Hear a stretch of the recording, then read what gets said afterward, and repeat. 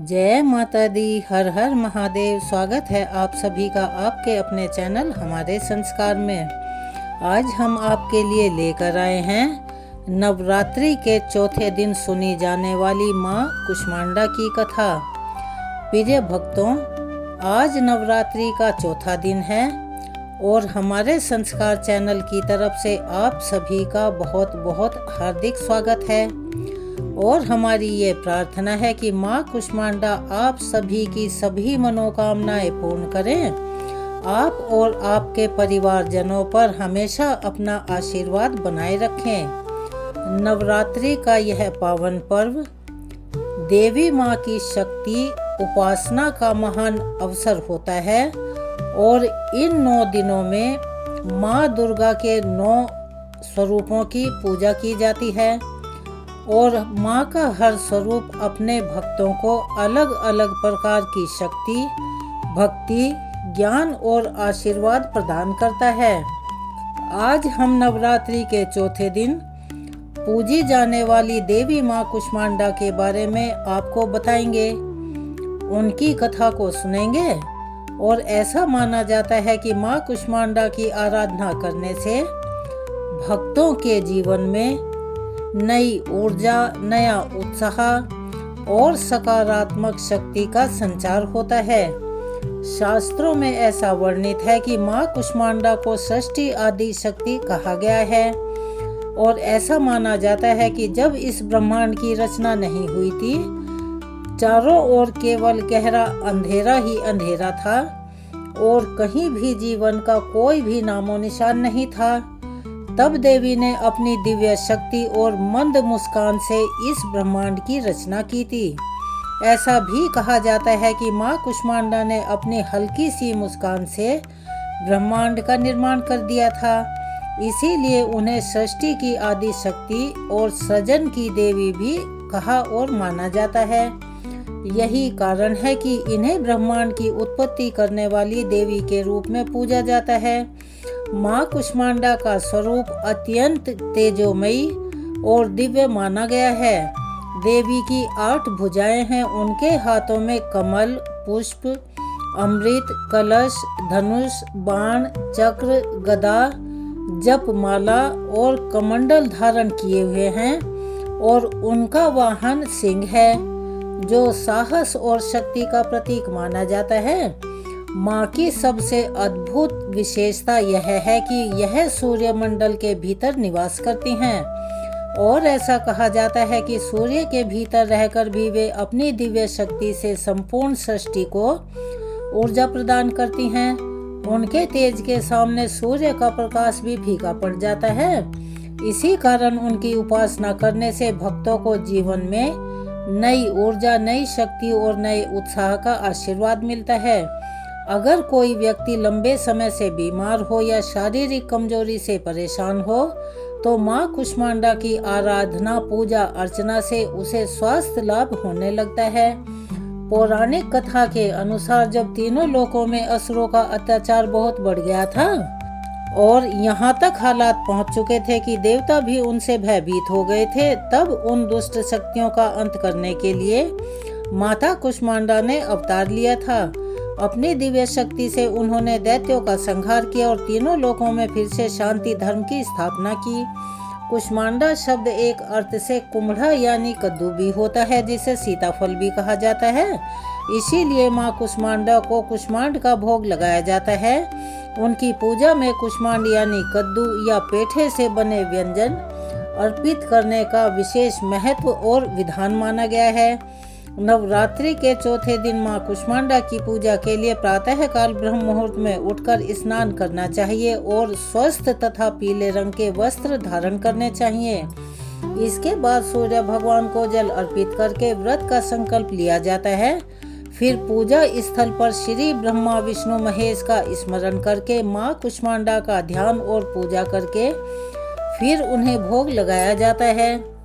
प्रिय साधकों, यह थी माँ कुष्मांडा की कथा। सभी प्रेम से एक बार मेरे साथ बोलिए, जयकारा शेरा वालीदा, बोलिए कुष्मांडा मैया की जय।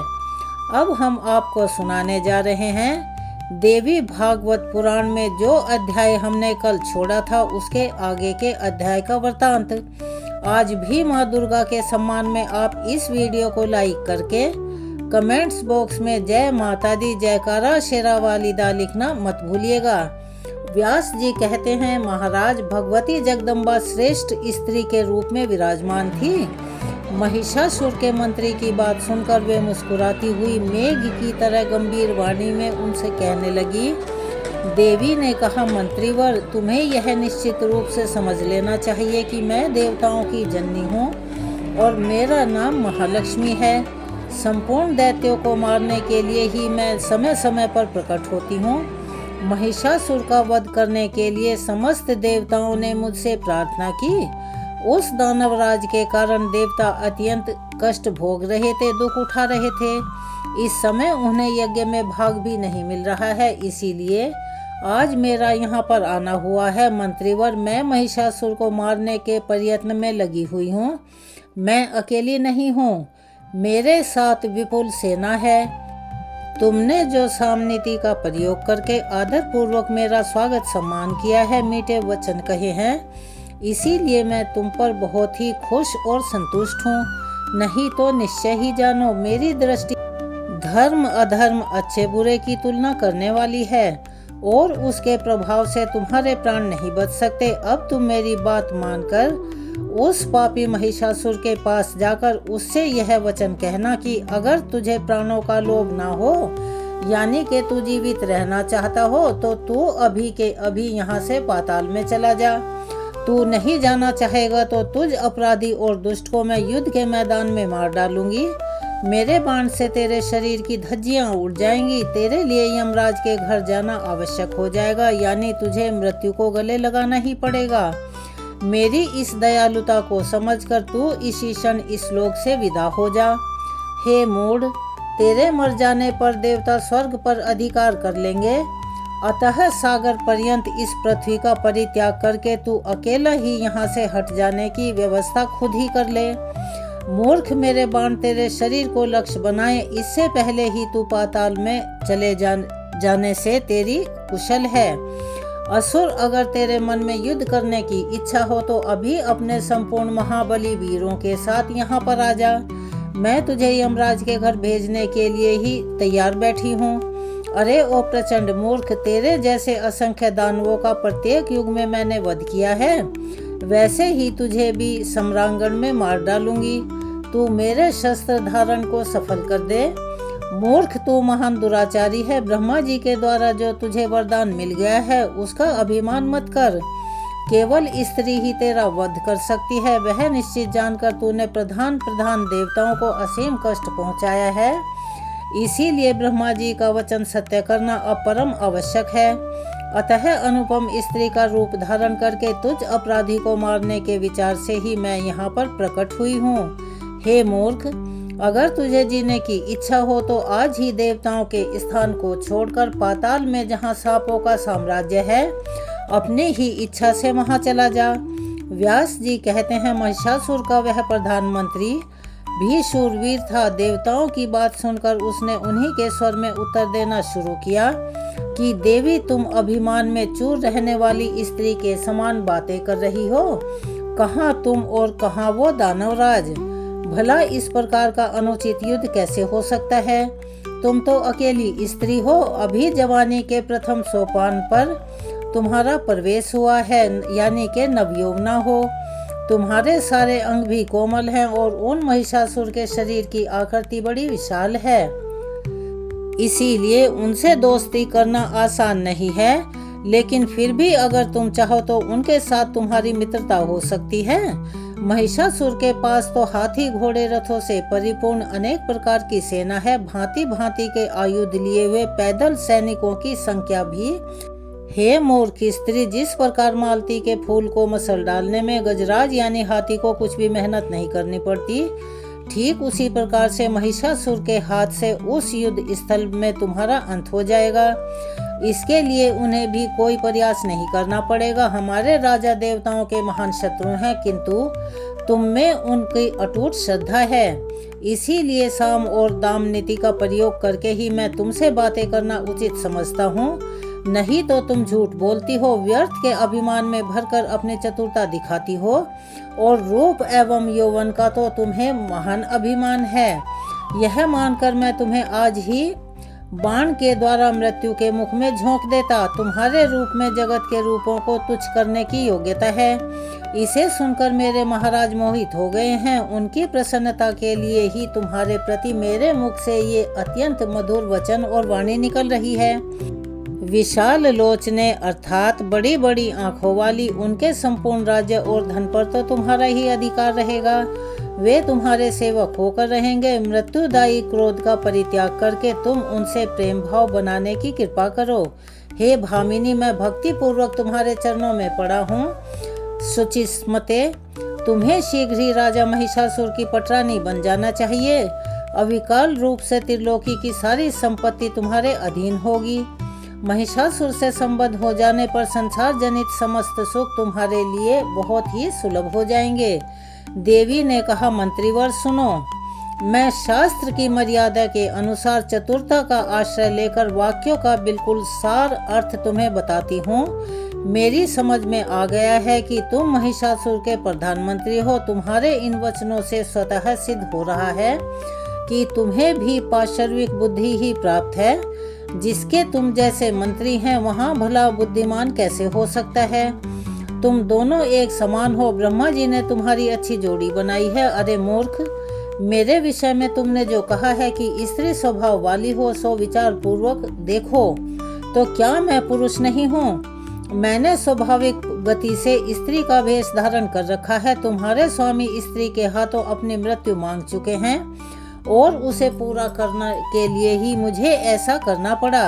इससे मैं समझती हूँ कि वह प्रचंड मूर्ख है। वीर रस के तत्व से वह निरंतर अपरिचित रहा है। स्त्री के हाथों मरना पराक्रमहीन के लिए भले ही सुकर हो, शूरवीर के लिए तो यह महान कष्टदायी है। ऐसे ही निंदनीय मृत्यु स्वयं बुद्धिमान बनने वाले तुम्हारे स्वामी महिषासुर ने मांगी है। इसीलिए स्त्री का रूप धारण करके उस कार्य को संपन्न करने के विचार से ही मैं यहाँ पर प्रकट हुई हूँ। तुम्हारे धर्मशास्त्र विरोधी वाक्यों से भला मैं कैसे डर सकती हूँ। जिस समय प्रारब्ध प्रतिकूल हो जाता है, उस समय तिनके में भी वज्र जैसी शक्ति उत्पन्न हो सकती है, और साथ ही देव के अनुकूल होने पर साक्षात वज्र भी रुई के समान हल्का हो सकता है। जो स्वयं अभी अभी मृत्यु के मुख में जा रहा है, उसका अपार सैनिकों का, अनेक प्रकार के अस्त्र शस्त्रों का अथवा दुर्ग सेवन आदि प्रपंचों से क्या प्रयोजन सिद्ध हो सकता है। देव जिसकी मृत्यु जिस प्रकार निश्चित कर देता है, उसकी उसी प्रकार से मृत्यु होनी अनिवार्य है। उसे कोई भी नहीं टाल सकता। इस विषय में शंका नहीं करना चाहिए। यहाँ तक कि ब्रह्मा प्रवर्ती महान देवताओं को भी जीवन और मरण जिस समय जिस प्रकार से निश्चित है, उस समय उसी प्रकार से स्वीकार करना ही पड़ता है। फिर भला अन्य जीवों के संबंध में क्या विचार किया जाए, क्या कहा जाए। जो देवता स्वयं मरण धर्मा हैं, उनके वरदान से जिसे यह अभिमान हो जाए कि हम मर नहीं सकते, तो वो तो निरे मूर्ख ही हैं। उनकी तो बुद्धि मारी जा चुकी है। इसीलिए तुम शीघ्र ही अपने राजा के पास जाओ और उसे मेरी बातें सुना दो। फिर तुम्हारा स्वामी जो तुम्हें आदेश दे तुम वैसा ही करना। और अगर तुम्हें प्राणों का मोह हो तो इंद्र स्वर्ग का राज्य करें, देवताओं को भविष्य प्राप्त करने का सुअवसर मिले और तुम लोग रसातल चले जाओ। मूर्ख संभव है दुराचारी महिषासुर के विचार इसके विपरीत हों। इस अवस्था में तुम लोग मेरे साथ युद्ध कर सकते हो। सभी मुख्य देवता संग्राम में परास्त हो चुके हैं। तुम्हारी यह मान्यता निर्मूल है, बेकार है, क्योंकि देववश ब्रह्मा जी ने वर दे रखा है। इसी कारण वह परिस्थिति आ गई थी। व्यास जी कहते हैं, भगवती जगदम्बा की बात सुनकर महिषासुर के प्रधानमंत्री ने विचार किया कि अब मुझे क्या करना चाहिए। युद्ध करना ठीक है या फिर महाराज के पास लौट चलना चाहिए। मेरे महाराज अवश्य ही कामातुर हो रहे हैं। उन्होंने इस स्त्री के साथ विवाह करने के उद्देश्य से ही मुझे यहाँ पर भेजा है। तब मैं उनकी मानसिक सरसता को भंग करने उनके पास कैसे जाऊं? अतः उत्तम यही है कि बिना युद्ध किए ही राजा के पास पहुंचो और उनसे निवेदन कर दूं। फिर वे शीघ्र स्वयं यहाँ आकर अपने आने का प्रबंध कर लेंगे। वे महाराज महिषासुर बुद्धिमानों में श्रेष्ठ हैं। उनके पास बहुत से निपुण मंत्रियों का समाज है। उनके साथ बैठकर वे कर्तव्य के विषय में निश्चित विचार कर लेंगे। सहसा इस स्त्री के साथ युद्ध करना मुझे उचित नहीं लग रहा, क्योंकि हार और जीत दोनों ही स्थितियों में महाराज का अप्रिय होने की संभावना बनी हुई है। संभव है यह स्त्री मुझे मार डाले या फिर किसी उपाय से ही मैं इसे मारने में सफलता प्राप्त कर लूं। तब भी तो मैं राजा महिषासुर के क्रोध का ही भाजन बनूंगा। इसीलिए वहीं चलकर देवी की कही हुई सारी बातें मैं महिषासुर को बता दूं। यही मेरे लिए उचित रहेगा। फिर जैसा उनको ठीक लगे वो वैसा करें। व्यास जी कहते हैं, इस प्रकार विचार करके वह बुद्धिमान मंत्री राजा महिषासुर के पास लौट आया और प्रणाम करके उसने यूं कहना शुरू किया कि हे राजन, सिंह पर बैठी हुई वह देवी वस्तुतः बड़ी ही सुंदरी है और 8 भुजाओं के कारण उसका विग्रह अत्यंत सुरम्य प्रतीत हो रहा है। उसने भुजाओं में अस्त्र शस्त्र धारण कर रखे हैं। महाराज, मैंने तो उस देवी से यूं कहा कि भामिनी, तुम राजा महिषासुर की सेवा में चलो। वे त्रिलोकी के स्वामी हैं। तुम उनके प्रिय सी रानी बनने का सुअवसर प्राप्त कर लो। तुम ही उनकी पटरानी बनोगी, यह बिल्कुल निश्चित है। वे तुम्हारे वंशवर्ती बनकर आज्ञा पालन में सदा तत्पर रहेंगे। सुंदरी महिषासुर को अपना स्वामी मानकर लंबे समय तक त्रिलोकी की संपत्ति का सुख भोगो और सभी स्त्रियों में सबसे अधिक भाग्यशाली बनने का अवसर भी प्राप्त कर लो। हे महाराज, मेरी यह बातें सुनकर विशाल नेत्रों वाली वह देवी पहले तो अहंकार के वश होकर थोड़ी सी विभोर सी हो गई। फिर हंसकर उसने मुझसे कहा, भैंस के पेट से पैदा हुआ महिषासुर पशुओं से भी गया गुजरा है। मैं देवताओं का हित करने के विचार से उसे देवी की बलि चढ़ा दूंगी। अरे मूर्ख, जगत में कौन ऐसी मूढ़ स्त्री है जो महिष को पति बनाए? फिर मुझ जैसी विवेकवान स्त्री उसे कैसे स्वामी बनाने के बारे में विचार कर सकती है?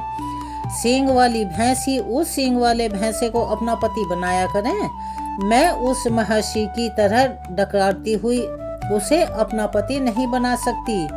मैं तो सम्रांगण में उपस्थित होकर उसके साथ युद्ध कर सकती हूँ। मेरे हाथ देवताओं से शत्रुता करने वाला महिषासुर काल का कलेवा बन जाएगा।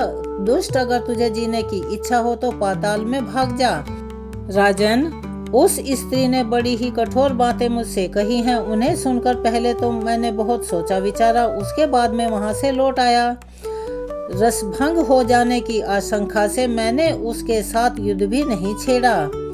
आपकी विशेष आज्ञा पाए बिना ऐसा व्यर्थ काम भला मैं कैसे कर सकता था? राजन, वह सुंदरी असीम बल के अभिमान में चूर है। भविष्य में क्या होगा यह बात मेरी समझ से बाहर है। इसीलिए आप ही स्वयं इसका निर्णय करें। युद्ध करना या यहाँ से भाग जाना, कौन सा काम आपके लिए उचित होगा? इसके अंतिम निर्णय तक पहुँचने में मेरी बुद्धि असमर्थ है। व्यास जी कहते हैं कि अपने मंत्री की ऐसी बात सुनकर अभिमान में चूर रहने वाले महिषासुर ने अपने बूढ़े और समझदार मंत्रियों को बुलवाया। उनसे सलाह की। राजा महिषासुर ने कहा, मंत्रियों, इस अवसर पर हमें क्या करना चाहिए? आप लोग जल्दी ही अपना अंतिम निर्णय बताएं। शम्रासुर से संबंध रखने वाली माया की भांति देवताओं की रची हुई यह माया ही सामने आ गई है क्या? इस कार्य में आप लोग परम प्रवीण हैं। तरह तरह के उपाय सोचने में आपकी बुद्धि कुशल है। ऐसी परिस्थिति आ जाने पर साम दाम आदि उपायों में से मुझे क्या करना चाहिए, यह मुझे बताएं। मंत्री बोले, महाराज, प्रत्येक समय सत्य और प्रिय वचन ही बोलना चाहिए। विवेकी पुरुष हितकर कार्य के लिए विषय में भली भांति सोचकर ही अपना मत दिया करते हैं। राजन, कुछ बातें तो सत्य हैं और हितकर होती हैं, कितनी ही बातें प्रिय होते हुए भी अहितकर होती हैं। जैसे औषधि जगत में मनुष्य को खाते समय अप्रिय होते हुए भी परिणाम में रोग नाश रूपी हित का साधन बनती है। हे राजन, सत्य वचन सुनने और समर्थन करने वाले दुर्लभ हैं, यानी के मुश्किल से मिलते हैं। सत्य बोलने वालों का मिलना भी कठिन है। श्रोता को प्रसन्न करने के लिए झूठी बातें बकने वाले वक्ता बहुत मिल जाएंगे। राजन, यह विचार तो बड़ा ही गहरा है। अब हम इस अवसर पर भला कैसे और क्या कहें? किस कार्य का परिणाम अच्छा होगा या फिर बुरा होगा, इसे त्रिलोकी में भला कौन जान सकता है। राजा महिषासुर ने कहा, एक बार सब लोग अपनी अपनी बुद्धि के अनुसार अपनी राय बताओ, फिर सबके विचार सुनकर ही मैं कोई निर्णय करूंगा। कार्यकुशल पुरुष को चाहिए कि बहुत लोगों के मत को जानकर उस पर बार बार विचार करें, फिर जो कार्य हित कर लगे उसे अपनाने का प्रयास करें। व्यास जी कहते हैं, राजा महिषासुर के ऐसे वचन सुनकर महाबली विरूपाक्ष उसे प्रसन्न करते हुए झट बोल उठा। विरूपाक्ष ने कहा, राजन, यह एक साधारण स्त्री है। अभिमान में भरी होने के कारण इसके मुख से ऐसे वचन निकल रहे हैं। केवल डराने के लिए ही इसकी बातें ऐसी हैं, बस आप ऐसा समझ लीजिए। स्त्रियां बढ़ा चढ़ाकर बहुत सी ऐसी बातें कहा ही करती हैं ताकि युद्ध में किसी प्रकार परास्त ना हो सकें। हे राजन, आप त्रिलोकी पर विजय प्राप्त कर चुके हैं। इस समय एक साधारण सी स्त्री से डरना आपके लिए बिल्कुल भी शोभा देने वाला नहीं है। हाँ, किसी दीनहीन को मारने पर वीर पुरुष को जगत में कलंक अवश्य लग सकता है। इसीलिए महाराज, मैं अकेले ही चंडी से युद्ध करने जा रहा हूँ। मैं उसे अवश्य ही मार डालूंगा। आप इस बात से निश्चिंत हो जाएं। कुछ सैनिक मेरे साथ रहें। मैं अस्त्र शस्त्रों से सज धज कर जाऊंगा, जिससे प्रचंड पराक्रम वाली उस दुर्दक्ष स्त्री को मैं परास्त कर सकूं। हे राजन, अब आप मेरा बल देखिए। सर्पमयी रस्सियों से बांधकर मैं उसे आपके पास ले आऊंगा, फिर तो वह सदा आपके अधीन होकर रहेगी। व्यास जी कहते हैं, विरूपाक्ष की यह बात सुनकर दुर्दक्ष ने उसके वचन का अनुमोदन किया। उसने महिषासुर से कहा, राजन, बुद्धिमान विप्राक्ष की वाणी बिल्कुल सत्य है।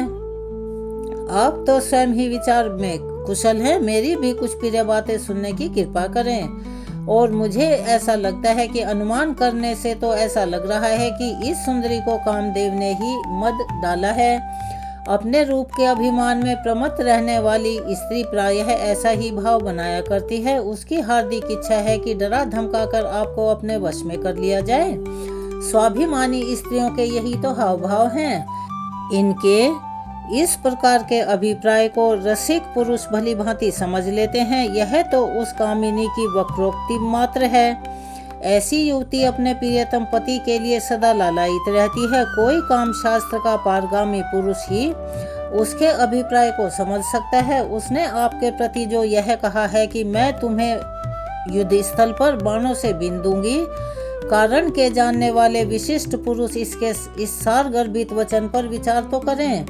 अपने यौवन का अभिमान रखने वाली स्त्रियों के बाण उनके कटाक्ष ही हैं। यह बात तो जगत प्रसिद्ध है। उसके व्यंग वचन पुष्पांजलि जैसे लगते हुए भी दूसरे प्रकार के बाणों का काम करते हैं। राजन, उसके ऐसे बाण चलाने पर आप में कौन सी ऐसी शक्ति है जो आप उसका सामना ना कर पाएं? उससे तो आप परास्त हो ही जाएंगे। और उसने जो यह कहा है कि मूर्ख, मैं देखते ही बाणों से तुमको मार डालूंगी, इसका अभिप्राय भी कुछ और ही है। पर इसके अनुभुज्ञ पुरुष उसके भाव को नहीं समझ पाते। वो कहती है, रण रूपी शैया पर तुम्हारा स्वामी मुझसे परास्त हो जाएगा। उसका यह कथन विपरीत रति के अभिप्राय से हुआ है, ऐसा समझना चाहिए। उसने जो कहा है कि तुम्हारे स्वामी के प्राण हर लूंगी, वह भी ठीक ही है। हे राजन, वीर्य को ही प्राण कहते हैं। वीर्य के अभाव में शरीर नष्ट प्राय हो जाता है। इस विशेष व्यंग्योक्ति से वह सुंदरी स्त्री आपको अपना पति चुन रही है। हे महाराज, आप नहीं समझ रहे। रस शास्त्र के पारगामी विद्वान पुरुष विचार पूर्वक इस कथन के अभिप्राय को समझ लें। महाराज, इस रहस्य को जानकर आपको भी रसयुक्त व्यवहार ही करना चाहिए। उसके लिए साम और दाम, यह दो ही उपाय समय के अनुसार उचित हैं। वह सुंदरी क्रोध या फिर अभिमान में भरी रहने पर भी आपके अनुकूल हो ही जाएगी। उसी के समान मीठे वचनों का प्रयोग करके मैं बस उसे आपके पास लेकर आऊंगा। हे राजन, बहुत कहने से क्या अभिप्राय है, क्या लाभ है? उसे आपके वश में कर देना अब मेरे लिए परम कर्तव्य हो गया है। मैं अभी जाता हूँ और ऐसा प्रयत्न करूँगा कि वह स्त्री दासी की तरह निरंतर आपकी सेवा में तैयार हो जाए। व्यास जी कहते हैं, विरूपाक्ष की ऐसी बातें सुनकर रहस्य के पूर्ण जानकार ताम्र ने महिषासुर से कहा, राजन, आप मेरी कुछ बातें सुनने की कृपा करें। मैं प्रमाण युक्त धार्मिक बात कहता हूँ जो रस और नीति से भी संयुक्त है। यह स्त्री पूर्ण विदुषी जान पड़ती है। काम से आतुर होकर आपसे प्रेम करने के लिए इसका आगमन नहीं हुआ है। मानस उसके कहे हुए कोई भी वचन व्यंग्यात्मक नहीं है। महाबाहु, बिना किसी सहायक को लिए एक नवयुवती स्त्री ने आने का साहस किया है। यह कैसी विचित्र बात है। मन को मुग्ध करने वाली इस देवी का रूप बड़ा ही विलक्षण है। त्रिलोकी में किसी ने भी 8 भुजा वाली स्त्री को ना कभी सुना है ना देखा है। इस कल्याणी में असीम पराक्रम भरा हुआ है। राजन, जितनी भुजाएं हैं उतने ही सुदृढ़ आयुधों को भी इसने धारण किया हुआ है। मेरी समझ से यह सारी बातें काल की ही करतूत हैं। अब निश्चय ही कुछ प्रतिकूल घटनाएं होने वाली हैं। मैंने रात में स्वप्न भी अनिष्ट सूचक ही देखा है। इससे मुझे जान पड़ता है कि अब यमराज का डेरा यहाँ जम गया है। रात बीत चुकी थी, उषा काल हो गया था। उसी समय मुझे स्वप्न दिखाई पड़ा कि घर के आंगन में काले रंग की साड़ी पहने हुए कोई स्त्री विलाप कर रही है। यह मृत्यु सूचक स्वप्न विचारने योग्य है।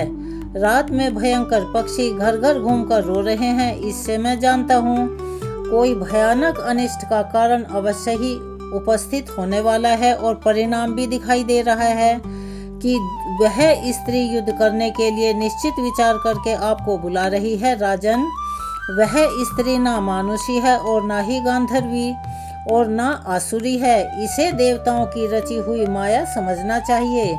मोहित करना इसका स्वाभाविक गुण है। इस अवसर पर मन में कायरता लाना अवश्य ही अवांछनीय है। जो कुछ भी हो, युद्ध करना ही उचित है। जो होना है वह तो होकर ही रहेगा। प्रारब्ध से संबंध रखने वाले अच्छे अथवा बुरे फल को भला कौन जान सकता है।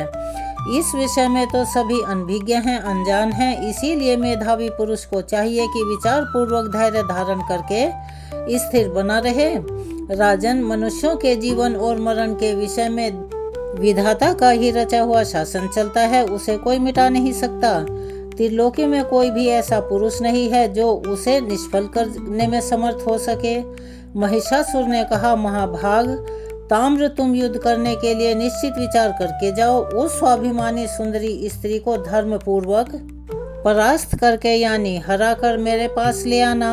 अगर वह सुंदरी संग्राम में तुम्हारी अधीनता ना स्वीकार करें तब भी उसको तुरंत मार डालना अनुचित होगा। फिर किसी दूसरे ही प्रयास से उसे वश में करने की कोशिश करनी चाहिए। तुम तो सर्व ज्ञान संपन्न वीर पुरुष हो। काम शास्त्र में भी तुमने सर्वोत्तम योग्यता प्राप्त की है, यानी उसके बारे में जानते हो। जिस किसी भी उपाय से उस सुंदरी को वश में कर लेना परम आवश्यक है। वीर महाबाहो, तुम अभी एक विशाल सेना लेकर वहां पर जाओ और जाकर बार बार विचार करके उसके हार्दिक अभिप्राय को समझने का प्रयास करना। काम या फिर बैर किस उद्देश्य को लेकर वह यहाँ आई है यह जानना बहुत जरूरी है, अथवा वह किसी की माया है। सबसे पहले यह निश्चय करके उसके अभिलक्षित कार्य पर विचार करना चाहिए। इसके पश्चात अपनी योग्यता और बल के अनुसार युद्ध करना ही उचित है। कायरता और निर्दयता दोनों ही बिल्कुल अवांछनीय हैं। उसके मन के अनुसार ही तुम्हें व्यवहार करना चाहिए। व्यास जी कहते हैं, ताम्र का मस्तक मृत्यु का आसन बन चुका था। उसने महिषासुर की बातें सुनकर अपनी सेना साथ में ली और उसे प्रणाम करके वह युद्ध के लिए वहां से चल पड़ा। जाते समय मार्ग में उस दुरात्मा दानव को यमराज के पथ को प्रदर्शित करने वाले बहुत से भयंकर अपशकुन दिखाई दिए। उसका मन भय और चिंता से व्याकुल हो गया। आगे बढ़ने पर ताम्र ने उन भगवती को देखा। उस समय देवी सिंह पर सवार थी। संपूर्ण देवता उनकी स्तुति कर रहे थे। समस्त आयुधों से उनकी अनुपम शोभा हो रही थी। ताम्र सामनीति का प्रयोग करके विनीत बनकर सामने खड़ा होकर नम्रता पूर्वक मधुर वाणी में भगवती जगदम्बा से कहने लगा, देवी, मस्तक पर सुंदर सिंह धारण करने वाले दैत्यों के सरदार महिषासुर तुम्हारे रूप और गुणों पर अपने को न्यौछावर कर चुके हैं, यानी दिल हार चुके हैं। तुमसे अपना विवाह करने के लिए उनकी हार्दिक इच्छा है। विशाल नेत्रों से शोभा पाने वाली सुंदरी महिषासुर देवताओं के लिए भी अजेय है। तुम उनका मनोरथ पूर्ण करो। उन्हें पति के रूप में प्राप्त करके अद्भुत नंदन वन में विहरने का सुअवसर हाथ से मत खो। और तुम्हें इतने आयुध धारण करने की क्या आवश्यकता है? कमल जैसे कोमल ये तुम्हारे हाथ पुष्पों के गेंद पकड़ने योग्य हैं, और धनुष के रहते हुए इस धनुष की भला क्या आवश्यकता है? तुम्हारे कटाक्षी अचूक बाण हैं, फिर इन लौकिक बाणों से भला क्या लाभ? संसार में युद्ध को दुख का मूल कारण समझा जाता है। इस रहस्य के जानकार मानव को युद्ध नहीं करना चाहिए, और लोभ में आसक्त अनुरागी व्यक्ति ही आपस में लड़ते भिड़ते हैं। पुष्पों के द्वारा मारपीट करना अवांछनीय है, फिर तीखे तीरों से युद्ध करने की तो बात ही क्या है, क्योंकि अपने अंगों का छिद जाना यानी बिंध जाना किसी के लिए भी प्रसन्नता का कारण नहीं बनता। इसीलिए हे सुंदरी, तुम्हें कृपा करनी चाहिए। देवता और दानव सभी हमारे महाराज का सम्मान करते हैं। तुम उनको अपना स्वामी बना लो। सब प्रकार से तुम उनकी पटरानी बनकर रहोगी, इसमें किंचित मात्र भी संदेह नहीं है। देवी, तुम मेरी बात मानो, इससे तुम्हें सभी सुख मिलेंगे। यह निश्चित है कि संग्राम भी कष्ट भोगने के बाद ही विजयी हो जाना संदेह से मुक्त विषय नहीं है। सुंदरी, तुम्हें राजनीति का पूरा ज्ञान नहीं है। हजारों वर्षों तक संपूर्ण राज्य सुख भोगने की कृपा करो। तुम्हारा भावी सुशील पुत्र इस राज्य का उत्तराधिकारी होगा, इसीलिए जवानी में भोग विलास करने के बाद बुढ़ापे में तुम भी सुख से जीवन बिता पाओगी। प्रिय भक्तों जनों, ताम्र के इस प्रकार कहने पर फिर देवी ने जो कुछ भी किया और कहा, उसका वर्णन हम आपको अपनी कल आने वाली वीडियो में सुनाएंगे। आप सभी से अनुरोध है कि उसे भी पूरा अवश्य ही सुनिएगा। चलिए अब हम सब मिलकर करते हैं माँ दुर्गा की आरती।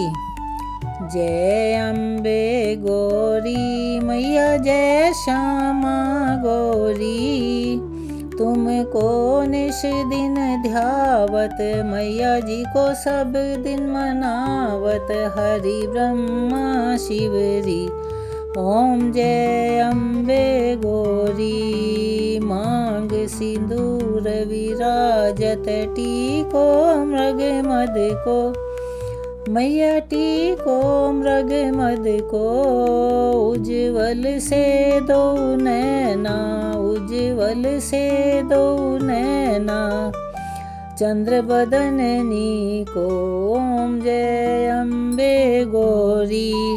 कनक समान कलेवर, रक्तांबर राजे, मैया रक्तांबर राजे, रक्त पुष्प गलमाला, रक्त पुष्प गलमाला, कंठन पर साजे, ओम जय अम्बे गौरी।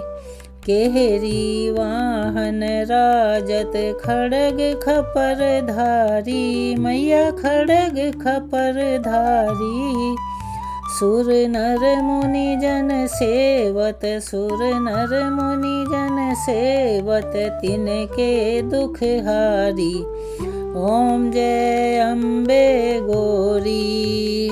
कानन कुंडल शोभित, नासाग्रे मोती, मैया नासाग्रे मोती, कोटिक चंद्र दिवाकर, कोटिक चंद्र दिवाकर, राजत समज्योति, ओम जय अम्बे गौरी। शुंभ निशुंभ विदारे, महिषासुर घाती, मैया महिषासुर घाती, धूम्र विलोचन नयना, धूम्र विलोचन नयना, निश दिन मदमाती, ओम जय अम्बे गौरी।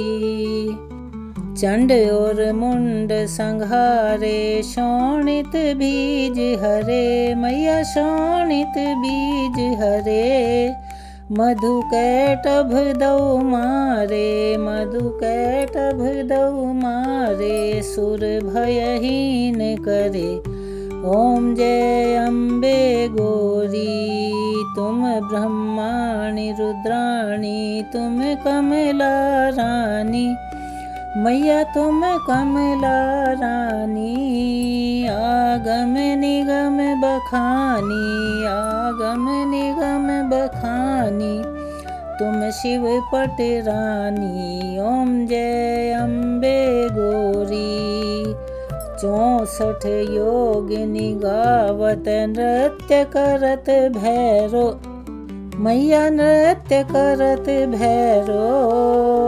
बाजत ताल मृदंगा, बाजत ढोल मृदंगा, अरु बाजत डमरू।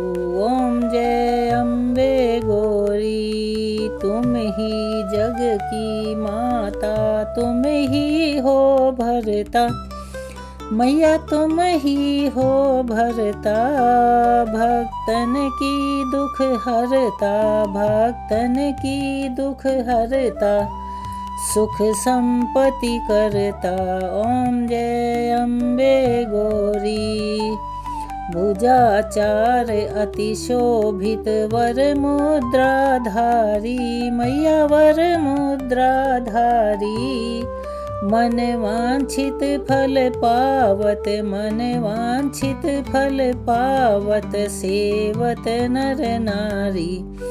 ओम जय अम्बे गौरी कंचन थाल विराजत अगर कपूर बाती, मैया अगर कपूर बाती।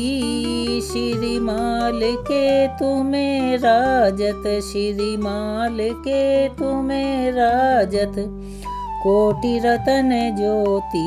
ओम जय अम्बे गौरी श्री अम्बे जी की आरती जो कोई नर गावे, मैया जो कोई नर गावे। कहत शिवानंद स्वामी रटत हरिहर स्वामी, सुख संपत्ति पावे। ओम जय अम्बे गौरी, जय अम्बे गौरी, मैया जय श्यामा गौरी। तुमको निश दिन ध्यावत, तुमको निश दिन ध्यावत, मैया जी को भोग लगावत, हर दिन तुम्हें मनावत, हरि ब्रह्मा शिवरी। ओम जय अम्बे गौरी। चलिए एक बार मेरे साथ प्यार से बोलिए जयकारा शेरावाली दा बोल सांचे दरबार की जय। यहाँ पर आज की कथा आरती समाप्त होती हैं। आपको कैसी लगी कमेंट्स बॉक्स में अपनी राय अवश्य ही लिखिएगा। और आप सभी से हाथ जोड़कर निवेदन है, प्लीज़ हमारे चैनल को सब्सक्राइब करें, वीडियो को लाइक करें, ज़्यादा से ज़्यादा शेयर करें, बेल आइकन को भी अवश्य ही दबाएं, क्योंकि आपका प्यार और सहयोग हमारे मनोबल को बढ़ाने के साथ साथ हमारी मदद भी करता है और हमें उसकी बहुत ज़रूरत है। इसीलिए आप अपना प्यार और सहयोग देते रहिएगा। कमेंट्स बॉक्स में जय माता दी, हरे कृष्णा, हर हर महादेव लिखना मत भूलिएगा। मिलते हैं अगली वीडियो में कथा के आगे के वृतांत के साथ और कुछ नई जानकारियों के साथ। तब तक के लिए आप सभी को तहे दिल से धन्यवाद।